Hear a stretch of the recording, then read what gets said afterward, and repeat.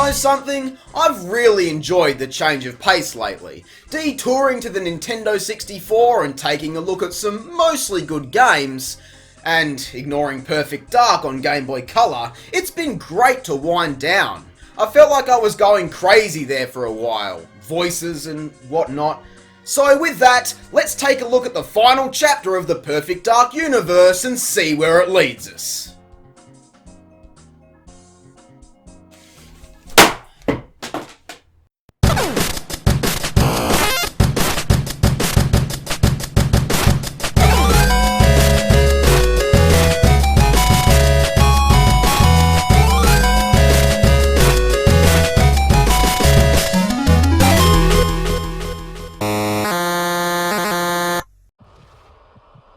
Originally in development for the GameCube and moved to the original Xbox with Microsoft's acquisition of Rare, Perfect Dark Zero was released in 2005 as a launch title for the Xbox 360.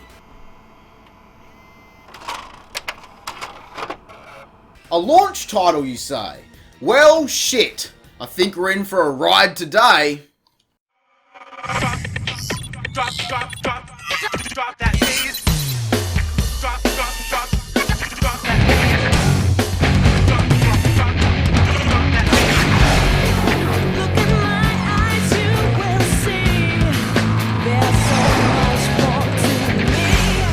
Okay, can we talk about this for a moment? What is with this intro? We've got all of these stock technology effects happening while Joanna tries to dance sexy about the place, flashing to a poor man's excuse of a Bond theme. We get it, Rare, you missed out on the second Bond game, but that's no excuse for this shit. Before you cry nitpick, the reason I'm making such a fuss about this is the general tone it's conveying is so different to the original game. But hey, I'll try not to get too caught up before I actually play anything. Starting off, we see Joe infiltrating a Datadyne facility, and immediately we're forced into a tutorial. What the fuck? It's nice to be told how shit works in the game without having to read the manual beforehand, but come on, it was only 2 weeks ago we saw a perfect example of an open tutorial, and they've already blown it. And talking about this tutorial, why is everything so stiff? I had to crank the sensitivity up to maximum and still, it's like navigating a maze with a tank.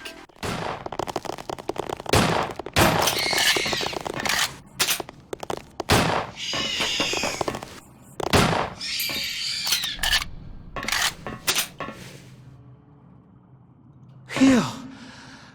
I don't know what was worse, the arachnophobia or the claustrophobia. You think that was bad? You should try the tutorial.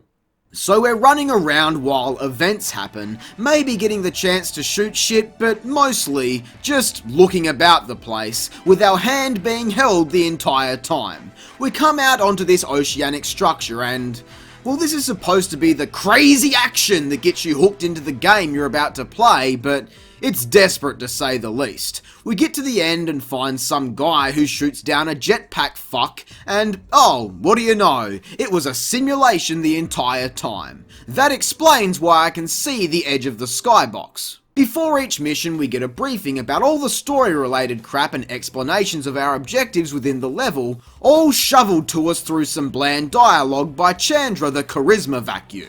But tell me something, why does the game have to load after this? We're in an era now where loading screens are mandatory. You think you could possibly hide those during the mission briefing? They are relatively short at least, but it's shit like that that really bugs me, especially when we still get more worthless story crap afterwards. I actually liked the pre-level cutscenes in the original game because all of the necessary information was conveyed to the player concisely. I knew what I had to achieve in the level, most of the important story stuff, and was given a rundown of important locations. But here, nothing is established to the player. They only exist for the sake of existing, leaving me to wander into the second level and immediately get rammed by everyone there. It's supposed to be a stealth mission.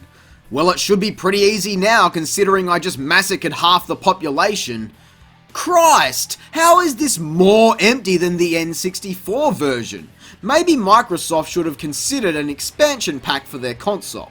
This is why so many classic retro franchises bomb as time goes on. The hardware limitations become non-existent, so developers can do whatever the fuck they want and get away with it, losing all of the charm that made these games great in the first place. I stumble around a bit until I find people to shoot, which is just my new favourite thing to do. We kill some guy and then go into a nightclub to save Mr. Hero here, who is actually Joe's father. Yeah, a fucking nightclub. Does that not seem odd to you? How do we go from Area 51 and alien conspiracies to this petty, cheap $2 hooker equivalent of low quality level design? Like, what the fuck? It makes no sense. Now, some of you are probably thinking, oh Jack, what's the big deal? It's just a level in a nightclub where you need to extort the fucking devil before he Matrix jumps out of a window.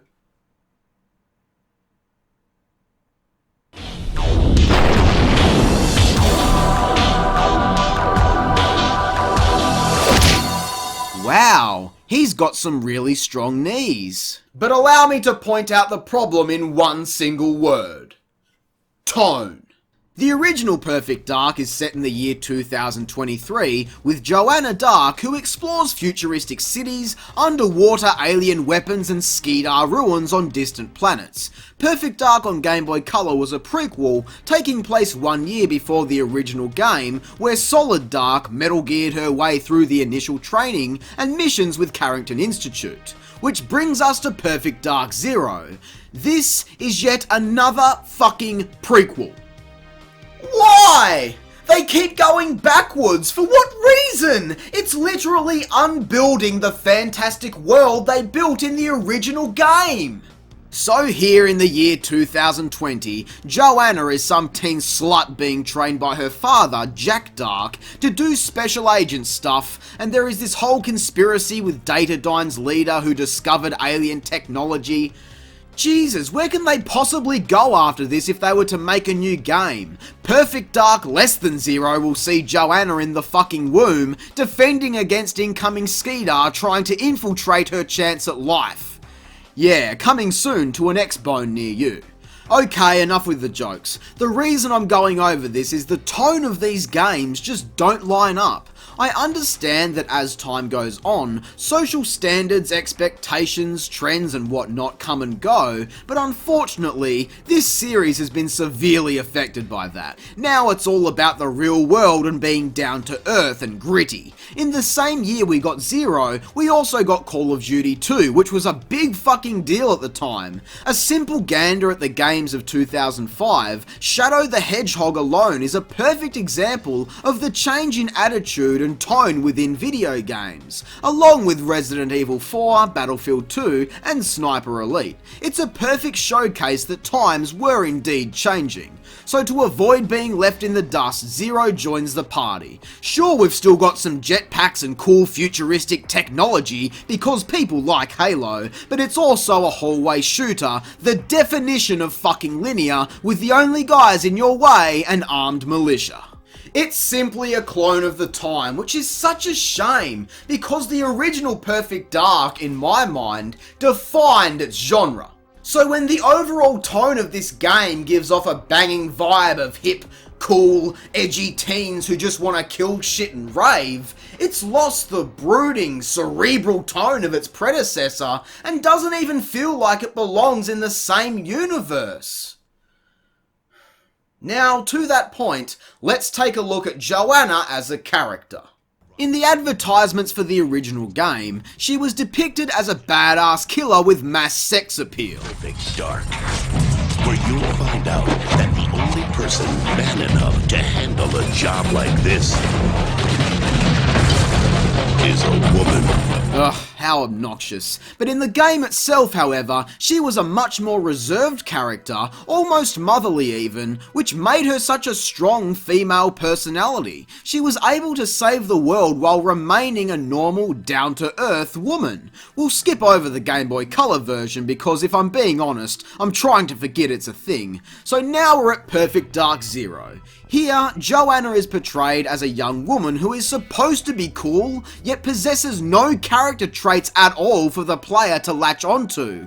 Gone is the subtle brunette in exchange for a blinding orange that is, I guess, supposed to be hip and fit in with the youth of 2005. But on top of that, even if she did have any resemblance of a character, she's given no screen time, if barely any dialogue at all, to convey that character to the audience. And when she is the focus on screen, she has nothing of value anyway. She's so unlikable and has so little to offer, it's an insult to the player for buying this game.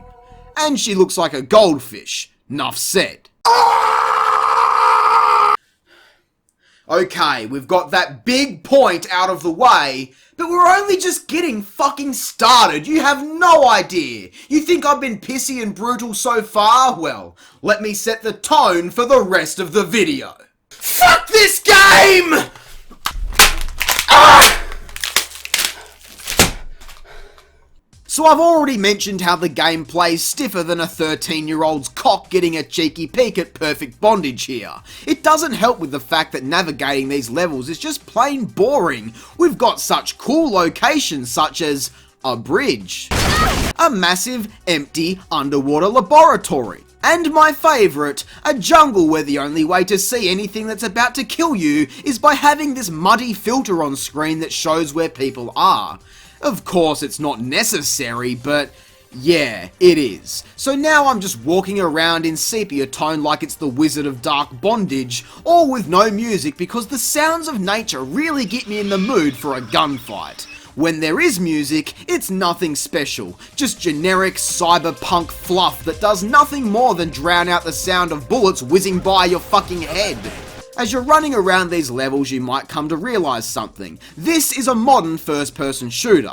Well, obviously, Jack, what are you, fucking simple? No, what I mean is that it all feels dead. The same way corpses stack up in Call of Duty and the level is suddenly empty without the slightest bit of remorse. The great thing I praised about the original game being the level structure is also completely fucked over. I've already mentioned this is a hallway simulator. To be blunt, shit in the face of the original game's dynamic levels. You could walk around and explore at your own means, you had to figure out when it was best to use certain items. The perfect example of this, the Chicago level I talked about in depth last time, saw you break into a building, but you couldn't just walk in or the guards would see you, so you had to sneak around and find an item drop, locate a taxi, and then rig it to drive away of its own means. In any other game, this is the part where you'd get a cutscene of exactly that happening, but not here. It didn't need to show off. You were free to continue about your business until you heard that taxi crash and saw the guards go running. It was pure bliss, and much like the real world, the environment was reactionary rather than static with events happening in a precise order, which is most certainly the case here. Everything feels so forced, and if you do get lost or wander off the set path, in comes Chandra to put a fucking line on the ground for you to follow to the next objective. Excuse me? I was trying to do a side objective, like I actually fucking care, and all you want me to do is jump into a hovercraft and do this lame bullshit? I don't even get to shoot, I'm just driving around and trying to do some cool tricks while Daddy Dark holds on for dear life. But hey, cool action, get some of that into ya. If you've seen any of my videos, you'll know I'm rubbish when it comes to games, and normally like to have a moan when a game is confusing and I don't know what to do. But I will not stand for hand-holding of this magnitude. A game should suggest the player try something, or give me a fucking clue, not jump in and solve the problem for me. If you somehow manage to force yourself through this shit, we get more BS and then an end screen, like the original game.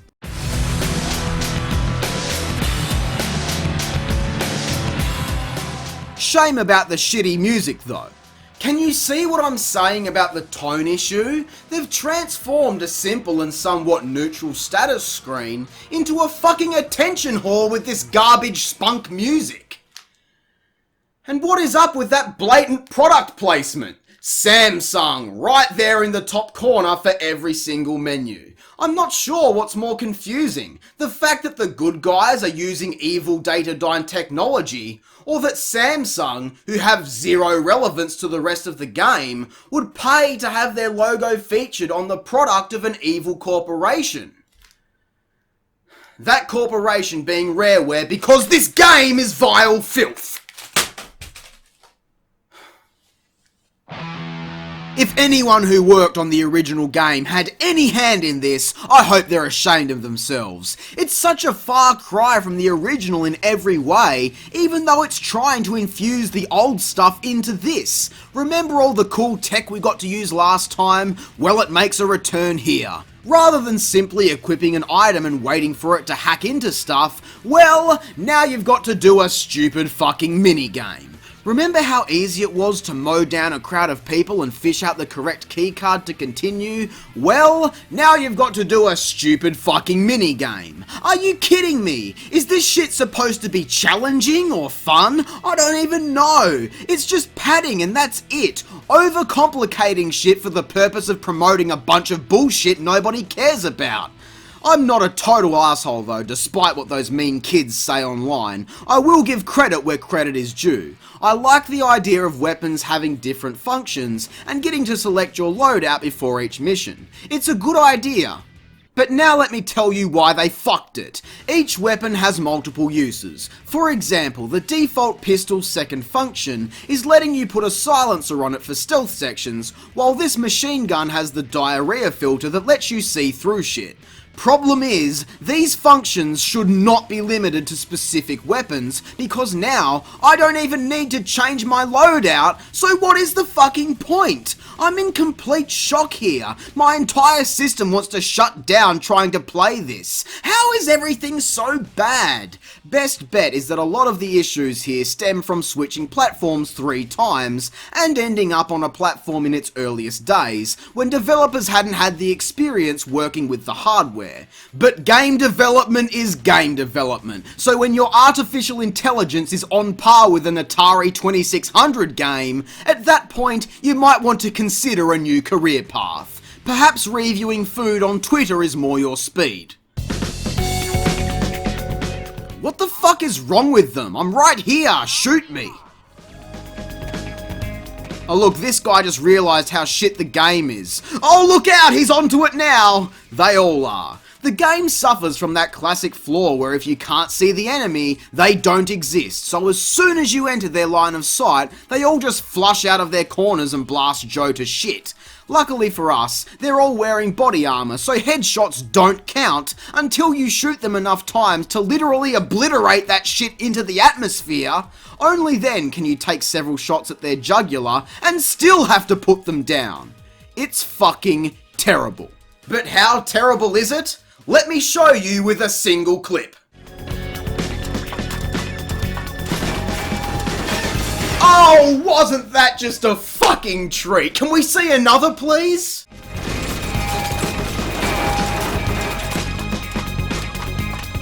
Ah, it truly is Perfect Dark Zero. Because it's nothing and shouldn't fucking exist. How was this cleared for distribution? Did anyone even test this shit? The AI is so bad. You can't even fathom it until you've actually played the game. And I fucking dare you. I played on the medium difficulty and this game was fairly brutal even on that. As I mentioned, enemies take so many hits to put down, and there are times when ammo is so scarce, of course at the biggest inconvenience to the player, like while I'm trying to fight a roid-happy drone. The checkpoints are also so out of whack and placed at complete random. It seems that a lot of levels have one checkpoint, not in the middle, but 1/3 of the way through, meaning you get so close to the end with no ammo, no health, just to slowly watch as a boomerang takes Joe's fucking head off. Great! Another 15 minutes of my life I won't get back, and the following level? What a total fuck up. It's a marathon of shooting shit with a clock up your ass that you're not allowed to see, meaning the mission just ends sometimes and you have to start over. When you finally race to the bottom of this temple, you can't cross this gap. What the actual shit? So you figure out that this is a pressure sensitive button. Yeah, so you have to waste whatever ammo you have left to push this box over to it. Trust me, I tried crouching against it and pushing. The only thing that works is shooting it. So what then? Well, now you've got to fly a camera around, still with that invisible clock waiting to ruin your day. And because everything is so perfect and so dark, with so many bullshit filters, it's impossible to find my objective. I don't even know what I'm looking for, and now I'm dead. At this point, I had to look up a walkthrough and I found out that the solution is actually quite simple. Just fly through all this nonsense and there you go. Done. I can't handle much more of this, so let's wrap things up. Do you want to hear about the story? Well, here is my recap of the entire thing in an easy to digest little nugget.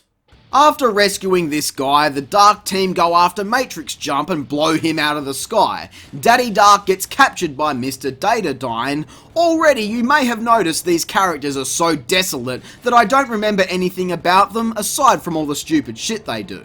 Joe climbs a fucking snowy cliff with no tools whatsoever, cliffhanger eat your heart out, and then infiltrates this oriental fortress to face mayhem in some deathmatch simulation game, but it still physically harms them? After climbing the tower of crippled cameraman and rescuing Daddy Dark, he's immediately gunned down after a 20-minute escape attempt. I bet you didn't see that coming. We go to the real-life version of the simulation place from the tutorial, find Dr. Carol, who's a fucking mess these days, Chandra, the exposition lady, backstabs Joe for some reason, we escape, meet Daniel Carrington via hologram, and good lord, what even is this? He and Dr. Carroll were working on a computer program that could translate... You're confusing me with someone who cares. Your father's death was a consequence of Zhang Li's pursuit of technology, which Ziegler's program's helping them to locate. Again with the confusion. All I care about is putting a bullet in Zhang Li and his bitch dog. Really? Mayhem is... I know you guys are watching this without context, but trust me, context can't save you here. This is one of the worst cutscenes I've ever witnessed. Now we go to the jungle where alien technology is being extracted, and then, I don't even know, the plot trips out a bit and just takes us all over the place without any rhyme or reason to do shit that seems to have no impact on the story, from what I can figure out at least. We meet face to face with Mr. Datadyne, who goes all over 9,000 on this game, and do this shit boss battle up in the sky. How shit is it? Well, it's as shit as all the other boss fights because you just stand there and shoot. Riveting. And finally, once he's defeated, the realization sinks in that I went through all of that for 25 gamer score. Please end my suffering. Oh, but wait, we've still got multiplayer! All the multiplayer you can handle, with everything that makes Call of Duty and Halo fun completely stripped, so all that's left is a hollow shell of an experience.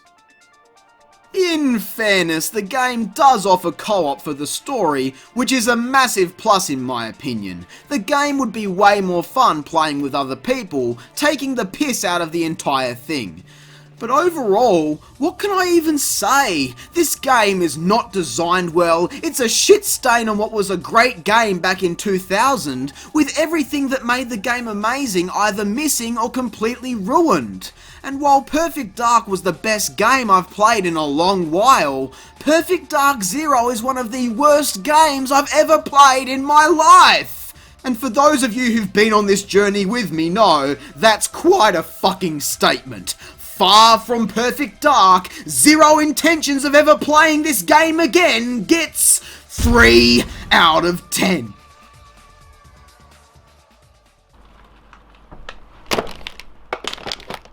So much for a nice change of pace. It seems it's getting harder and harder for me to escape the insanity. Well, we've looked at everything Perfect Dark has to offer. Unfortunately, or for the best if you really think about it. Much more of this shit and I'd probably crash right through a fucking wall or something. God, I feel like I've totally lost it again. So, moving forward, I think I might jump ship back to PlayStation for a while and try to figure out what made Square-Eyed Jack in the first place, Try and reconnect with my roots. But until next time, I hope you enjoyed the video. If you did, be sure to leave a like, subscribe, and share. I'm Square-Eyed Jack, and I hope you have a great fucking day. Thanks for watching.